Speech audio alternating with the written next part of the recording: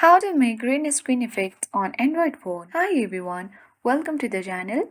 This is Rose and without further ado, let's dive right into the video. To make green screen effects on Android phone, you simply need to first of all download a green picture from any browser or simply Google.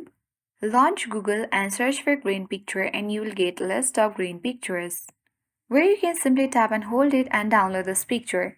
And after that, you can easily set it as your phone wallpaper. So this is the first way to make green screen effect on Android phone. Method 2.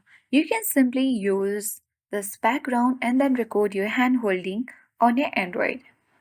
And then make green effects on Android phone.